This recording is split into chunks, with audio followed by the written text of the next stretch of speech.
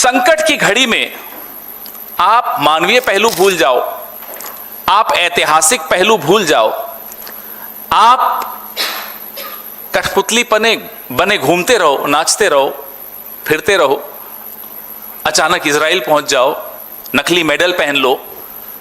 लेकिन एक आर्थिक पहलू भी है, आर्थिक पहलू ऐसा जो मेरे और आपके घर के किचन तक आता है। वो इस वॉर, इस गैर कानूनी युद्ध का आर्थिक पहलू एक एक भारतवासी को झेलना पड़ेगा। मैं आंकड़ों के साथ मैं आपको बताता हूं कि व्यापारिक पहलू क्या है और क्या नुकसान हमें इसका होने वाला है।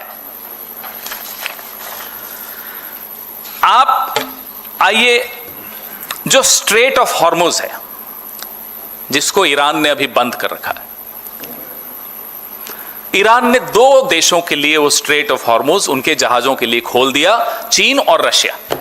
भारत का नाम उस लिस्ट में आपने अगर उम्मीद की हो तो गलत उम्मीद की थी, नहीं है। क्यों नहीं है वो आपको मैं बता ही चुका हूं।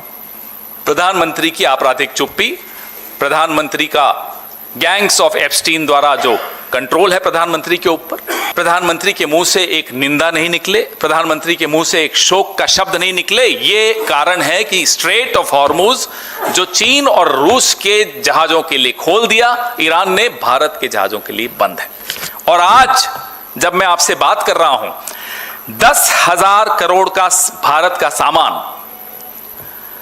38 जहाज और 1100 सेलर्स अटके हुए हैं।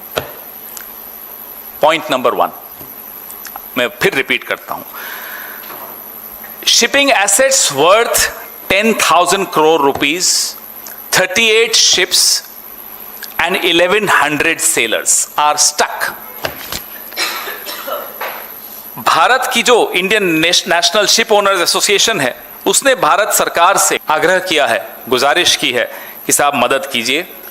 भारत सरकार मदद करने की स्थिति में नहीं है, क्योंकि ईरान के साथ भारत सरकार ने अपने तमाम, as they say in English, bridges have been burned, सारे पुल तोड़ दिए हैं ईरान के साथ।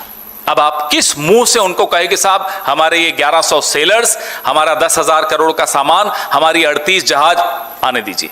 नहीं कह सकते आप। Look at the planning, look at the lack of planning, look at the lack of strategy. क्या नरेंद्र मोदी को इजराइल जाने से पहले नहीं मालूम था ये होने वाला है? क्या नरेंद्र मोदी को ट्रेड डील साइन करने से पहले, रूस से तेल मना कर लेने से पहले, ईरान से तेल लेने के लिए मना करने से पहले नहीं मालूम था ये सब होने वाला है? क्या खाक इंटेलिजेंस मिलती है उनको? अब अगर आप इंटेलिजेंस 2014 से लेकर अब तक पूरे विदेश मंत्रालय के अमले को दरकिनार करके हरदीप पुरी, एप्स्टीन और अनिल अंबानी के ऊपर निर्भर करोगे तो यही होगा जो हो रहा है।